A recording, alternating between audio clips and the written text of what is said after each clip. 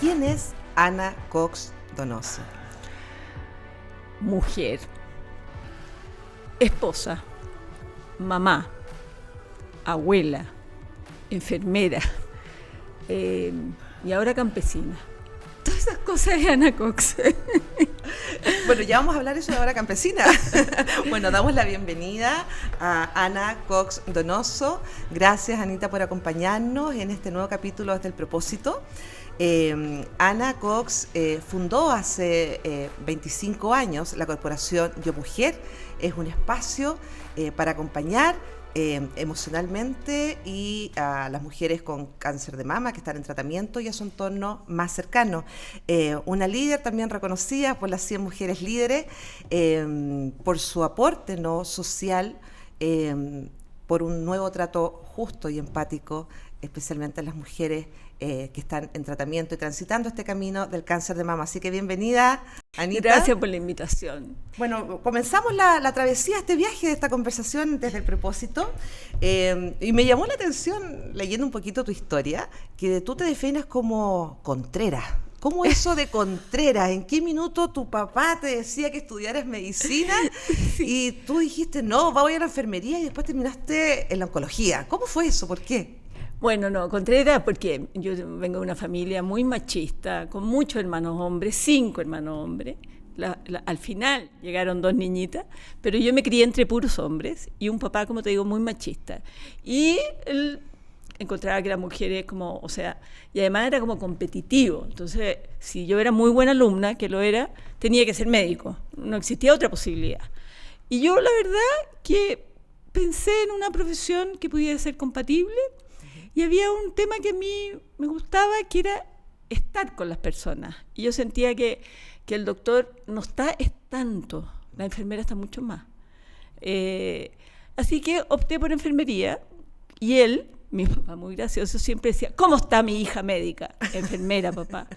Y al final él estuvo bastantes años enfermo. Y yo estuve siempre acompañándolo y yo creo que a él le encantó que yo fuera enfermera, porque lo cuidé como enfermera, sí. Anita, bueno, un poco con esa vocación, ¿no?, que te ha caracterizado a las personas, de todas las mujeres que te hemos conocido. Tu inspiración siempre ha sido en una frase que la resume, que dice, nadie elige tener cáncer, pero uno sí elige cómo vivirlo. Cuéntanos por qué y cómo llegas a hacer el dolor del otro tu propósito. Yo creo que eso no es una elección de uno. Yo creo que el Señor, Dios en el cual yo creo, te da determinados dones. Y yo creo que a mí me dio el don, porque el don de acompañar, de acoger, de sentirme feliz de poder ayudar y contener en un momento difícil a una mujer o a un hombre con cáncer. La verdad que lo reconozco como un regalo. Y mucha gente te pregunta y dice, pero ¡ay, la oncología! Es que de verdad es una especialidad que obviamente tienes una vocación, es un llamado, pero el poder ayudar a una persona que llega en el colmo de la angustia, de la ansiedad, solo con información, con cariño, con tomarle la mano, con acoger su miedo, poder oírla, solo oírla, no tan solo darle instrucciones, sino oír sus miedos, oír su angustia, qué es lo que le está pasando a ella, es un regalo. Y yo pienso que es una vocación y los dones me los dio Dios. No es que lo inventé. Anita, ¿y cómo llegas a este propósito que fue? ¿En qué minuto, qué vivencia tuya pasó que dijiste, tengo que acompañar o armar algo para acompañar en este proceso, ¿no es cierto?, emocional a las mujeres con cáncer de mama? ¿Qué pasó en tu vida? A ver, yo creo que hay que aclarar que no soy yo la fundadora. Somos un grupo de profesionales de la salud. En general éramos enfermeras, hay enfermeras matronas también, había tecnólogas médicos que vivíamos y conversábamos mucho de qué pasaba con las pacientes. Y a veces una paciente estaba muy asustada de la caída del pelo. Entonces tú llamabas y decías, oye, llamemos a la Teresita, que es una paciente que tiene ánimo, que ya le está creciendo, y juntémosla. Entonces era como una necesidad post. Nosotros todas éramos enfermeras, yo hacía quimioterapia hacía ya muchos años, y uno va viendo las necesidades, o sea, nace desde la necesidad de las pacientes que nosotros las fuimos observando. Entonces, entre la enfermera, algunas otras pacientes que querían también acompañar, fuimos armando una cosa absolutamente artesanal. O sea, desde, no sé, en esa época éramos pobres, Chile era bastante pobre, no había prótesis aquí. Y la prótesis mamaria. Y las personas usaban, y nosotros les enseñábamos a hacer una bolsita con alpiste, porque daba el peso y como la sensación de peso. Pero bolsita de alpiste, imagínate la pobreza, y el género era importante, el moletón, en fin. Ya, entonces, cuando ya nos armamos más, y qué sé yo, lo primero que se me presentó fue la posibilidad de traer prótesis. Entonces, bueno, con contactos, con amigos en LAN, porque los gringos tenían prótesis para regalarnos. Claro. Entonces, yo llamo a un hermano que trabajaba en LAN, que era director, y le digo, ¿te puedo pedir un favor? ¿Me podís traer algo? No, mijita, en LAN no me gusta el nepotismo, qué sé yo. Pero es que necesito pechuga. Eso sí. Eso sí. Es que, entonces, ahí se empezó a mover la red. Trajimos un container con pechuga. Insólito, pechuga, sostenes. Pero las gringas en ese momento eran bastante más obesas que nosotros. Claro. Pues estoy hablando de 25 años atrás. Eran más obesas, así que habían una mama muy grande, pero igual venían mamas que nos servían, que ya no eran de alpiste. Pero así parten como los inicios, ¿te fijas? Con pura como entre amistades, pituto, cuña, pero desde la necesidad que nosotros estábamos viviendo, la enfermera. De la experiencia. Desde la experiencia. O sea, yo ya hacía quimioterapia, hice quimioterapia casi 40 años. Anita, hay algo que te he escuchado hablar en otras oportunidades sobre la soledad en que viven las mujeres que transitan el cáncer de mama. Entonces ahora estamos hablando de los orígenes, ¿no? Entonces, desde que comenzaste, ¿hemos cambiado algo? ¿Hemos apoyado a las mujeres, aparte obviamente de la labor que tuvieron en Fundación? Mira, la corporación ha hecho una tarea preciosa. Así es. La verdad que hemos apoyado a miles de mujeres con cáncer. Y no solo a ellas, sino a la familia de ellas. Entonces tenemos al marido, a la pareja, que siempre se cree y dice, no, si los maridos abandonan. En general los maridos no abandonan. Abandona al marido que iba a abandonar de todas maneras, pero el otro está asustado, angustiado, nadie le tira pelota, esa es la verdad, porque las mujeres tendemos a hacer redes con otras mujeres. Llamamos a la hermana, a la mamá para que nos acompañe al doctor, no, porque él está ocupado. Y él está apanicado. Pero, Anita, en algún minuto, los chilenos es una cosa cultural, sin duda, ¿no? Somos bien buenos para no querer ver o no estamos preparados o educados para ver el dolor del otro, ¿no? Ni siquiera el propio, a veces lo escondemos debajo de la alfombra. Y tal vez por eso se va acrecentando este sentimiento de soledad. Pero ¿qué te pasa a ti cuando se ve, ¿no es cierto?, estas, a veces incluso prejuicios en que las mujeres que hemos transitado por el cáncer de mama se puedan ver, ¿no es cierto?, expuestas? A ver, yo creo que ahí hay un tema. ¿Qué transformación debiéramos tener como sociedad? Me pasa de que yo considero que la sociedad actual, con lo que estás diciendo, es muy hedonista, exitista, y no podemos hablar de los dolores, porque a la gente como que no existiera. La gente cree que porque compra un seguro no le va a dar. Es como la mujer que de repente llega y me dice, es que yo me hacía la mamografía. Claro, es que la mamografía no es para no tener cáncer, es para detectarlo tempranamente. Sí. Entonces, esa es la importancia que tienen las campañas de concientización como ahora. Pero tenemos una falla social, te diría, de no saber qué decir.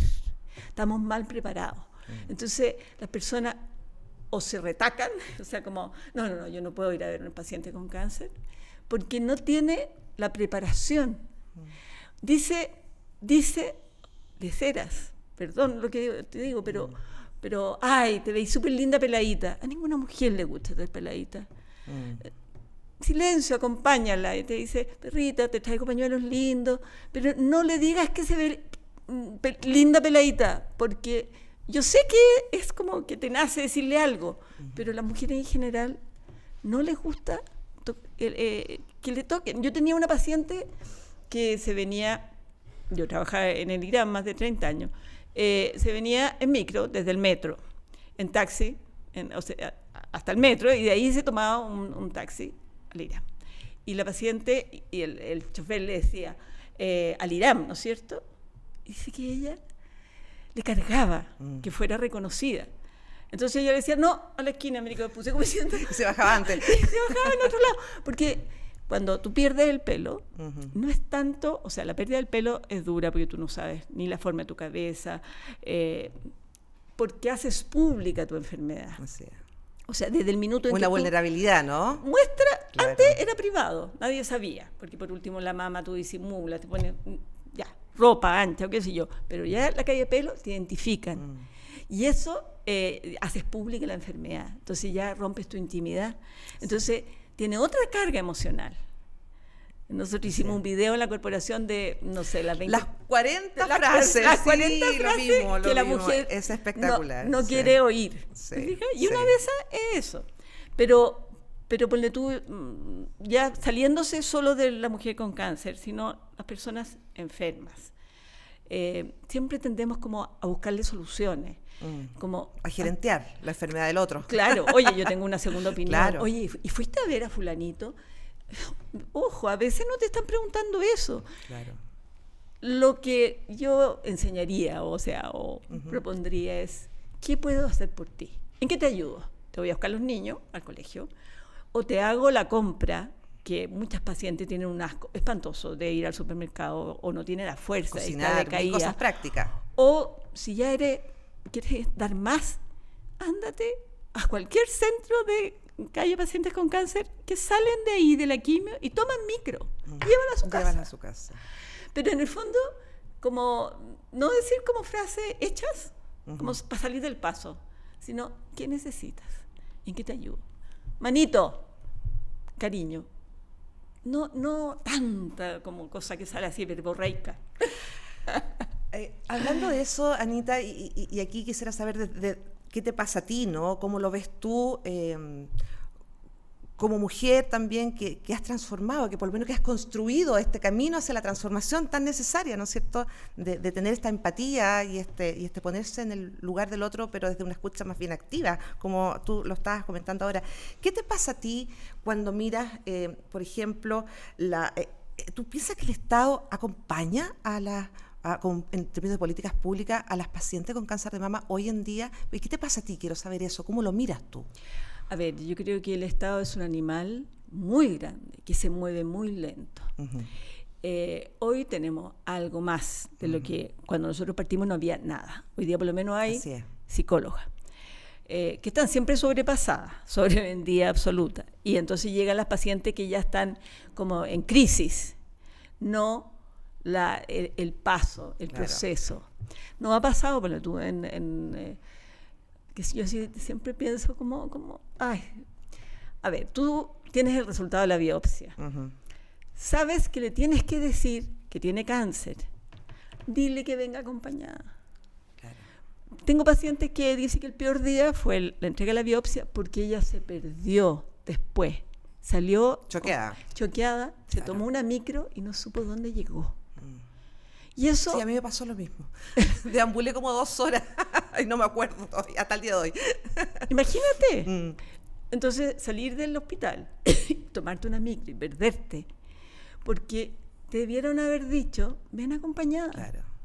Porque cosas además, tan mínimas, tan básicas. Mínimo. Claro. Además, porque en el momento en que va otro, al principio tú estás choqueada, entiendes la mitad. O sea, sin duda. El 10% inicialmente. Entonces, solo te quedó la palabra, tengo cáncer. Y cáncer, la palabra significa posibilidad de morirme, y mis niños son chicos, y qué va a pasar. O sea, toda la película. Pasa la película completa. Una película negra, Claro. en que si vas acompañada con alguien, es distinto. Porque si alguien que tú elegiste te contiene, le pregunta al doctor, por último te toma los manitos y te lleva. Claro. Anita, leyendo muchas cosas precisamente del tema que tú nos estás ahora comentando, hay una intelectual brillante, ¿no?, que es Susan Sontag, que escribió que precisamente tuvo cáncer de mama, murió, y escribió un ensayo maravilloso que se llama La enfermedad y sus metáforas. Y ahí ella habla, ¿no?, deja entrever de forma bastante cruda sobre este lenguaje que hay en torno o cómo nos relacionamos, ¿no es cierto?, con las mujeres específicamente en este caso que transitan el cáncer de mama. ¿Cómo debiéramos, tú crees, conversar en Chile sobre cáncer de mama? ¿Cuál debiera ser tú, desde tu perspectiva, ¿no es cierto? A ver, yo creo que si primero... pudiéramos dar como una guía, ¿no? ¿Cómo conversar si ni siquiera conversamos? Primero, sacar a las mujeres, o a cualquiera, del ring. Porque además de tener cáncer, que tú tengas que dar la lucha y ganar la batalla, es realmente cargar a alguien. O sea, tú no luchas contra la hepatitis. ¿Por qué vas a luchar contra el cáncer si es una enfermedad? ¿Ya? Entonces, pero los periodistas, todo el mundo habla de la batalla, la lucha, perdió la guerra, en fin. Ese lenguaje bélico nace de Nixon, ¿ya? Porque como estaba en guerra de Vietnam, puso la guerra contra el cáncer. Pero a nosotros y a todos en general, porque para qué te digo, en México viven en guerra, entonces dar la guerra es casi obvio, pero es nefasto para la paciente, para los familiares y para la sociedad toda. Porque si tú tienes que dar una lucha, da la sensación de que tú tienes algún manejo sobre la enfermedad. Algún control. Claro. Controladores como somos. Claro, entonces como que dependiera de ti cómo va a ir todo. Y no es así. ¿Y qué te pasa a ti con eso? ¿Qué sensación te da? Lo primero, que es como se trabaja en la corporación, es decirle, ¿sabes qué? Aquí no hay voluntariedad en el resultado. No depende de ti. Tú ya haces mucho con ir al médico, con hacerte los controles, con venir a buscar ayuda porque sientes que la necesitas, listo. Llora en paz. Si no querés levantarte, no te levantes. Si sientes que habla, busca cuáles son tus redes, cuáles son tus miedos, convérsalo. Conversa con tu marido. Le damos herramienta al marido, le damos herramienta a los hijos en los talleres. En el fondo, podemos conversar de este tema sin subirte a un ring. Anita, ¿y cuáles son tus miedos hablando de este tema? ¿Hablando del cáncer? No, fíjate, no tengo grandes miedos yo. O sea, y cuando ves a las mujeres, ¿cómo estamos en este minuto? Tal vez los miedos tienen más que ver con los otros roles, ¿te fijas? Como qué le pasa a tus hijos, que estén bien, que tus nietos no sean abusados. No sé, esos miedos como que no los pueden manejar y te afectan directamente. No tengo miedo. Encuentro que hay tareas que hacer, muchas, todo el tiempo. Y eso me desvela. A ver, ¿y qué tarea te desvela ahora? No, después podemos conversar, pero ponle tú, me molesta cuando veo en los medios, qué sé yo, la lucha y la batalla, porque digo, siguen. Y hay libros, sacamos un libro, uno de los miembros de la corporación, que se llama Palabras que Cuidan, que te da las tareas de cómo hablar del tema. Pero parece que los periodistas no los leen. Porque de verdad... Falta más educación e información, ¿no es cierto? O sea, eso debiera ser casi como tema en la universidad. En la universidad, ¿cómo hablar del tema? Sí, es fundamental. Qué importante, Anita, lo que estás ahora evidenciando y que ha sido tu propósito durante estos 25 años, ¿no es cierto? ¿Qué te pasa a ti, Anita, ahora? La idea no es hablar mucho de cifras, pero acaban de salir más de 5.600 mujeres, ¿no es cierto?, diagnosticadas al año, 1.700 mueren al año. Y de ahí, pero siempre desde ti, ¿no? ¿Qué sientes tú cuando hace un par de días atrás la Comisión de Salud, por ejemplo, sale a pedir que por favor se declare pandemia el cáncer en Chile, porque precisamente ha habido problemas de implementación con la ley del cáncer de mama?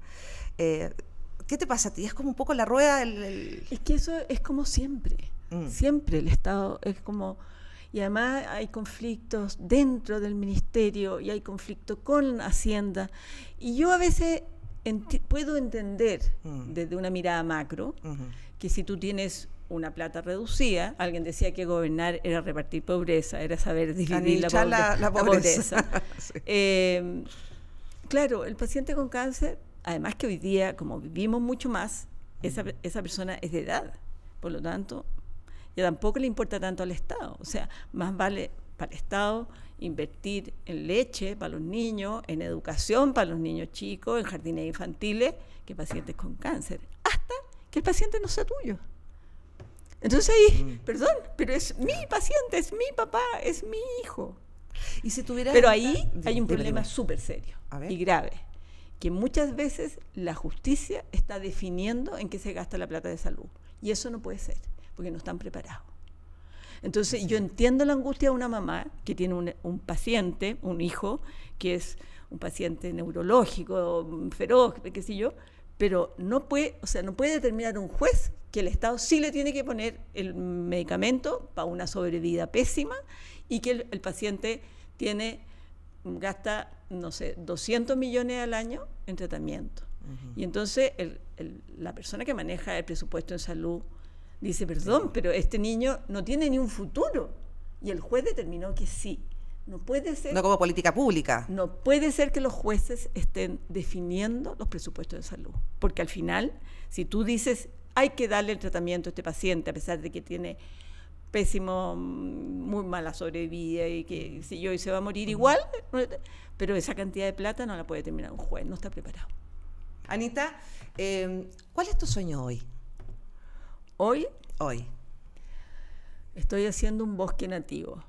A ver, cuéntanos de eso rápidamente, porque tenemos que cerrar. Y un sueño que tenga que ver con lo que estamos conversando y además, porque tiene que ver, ¿no?, con volver un poco al origen, a las raíces, ¿no?, también. Mira, a ver, yo salí ya de la corporación, estuve 20 años de presidenta de la corporación y ya llegó a un límite. Además, se sumaron algunas cosas de salud mía que no son muy entretenidas y cada vez estoy más fascinada porque tengo un campesino dentro de la guata y me fascina la idea de dejarle a mis hijos y nietos un bosque nativo hecho por la abuela. Un legado. Y en eso estoy, y es un sueño, y me desvelo, y preparo la tierra, y pongo los árboles, y saco árboles de aquí, los traslado, y después los viejos y los feos los chipeo. Qué lindo, qué bonito propósito nuevo tienes también. Te felicito por eso. Y un sueño que tenga, ya para cerrar, ¿cuál es tu sueño que tenga que ver con la proyección de ese legado que también dejaste, ¿no es cierto?, en la corporación? A ver, que la corporación... Las mujeres me refiero. Que toda mujer que requiera apoyo emocional y educación, esa parte es súper importante, en salud, en la enfermedad, acuda a la corporación. Y tener la capacidad de recibirla a todos. Hoy día a nadie se le dice que no. Lamentablemente no estamos en todas partes, pero sí estamos a través de las redes. La pandemia nos hizo crecer a un nivel nunca pensado. Nosotros estábamos chocha antes y iban 12 pacientes. La pandemia hacía que se conectaran 100 mujeres al taller. Claro, no está el abrazo, pero está el conocimiento, está la respuesta. ¿Llegaron? Sí, llegamos a todo Chile, y no solo a todo Chile. Se conectaban mujeres en Canadá, en España, en todas partes. Muy emocionante eso. Bueno, Anita, quiero agradecer esta conversación de un capítulo desde el propósito que hemos hablado en este mes de concientización, ¿no es cierto?, para poder detectar al tiempo el cáncer de mama, un pedacito también de tu historia. Así que muchas gracias por habernos acompañado. Gracias por la invitación, que esta vieja que ya está pasada de moda, pero... ¿Pero qué pasada de moda? ¿Tenemos que construir el bosque todavía? Sí, ¿no? Algo uno tiene de la experiencia de haber trabajado 40 años con pacientes con cáncer, no solo de mama, sino de todo. Sí, claro. Y la verdad que acompañar a los hombres en su dolor, acompañar a morir, acompañar a la familia después, ha sido un regalo. Sí. Gracias, Anita. Muchas gracias. Gracias a ustedes por la invitación. Desde el propósito. Ya.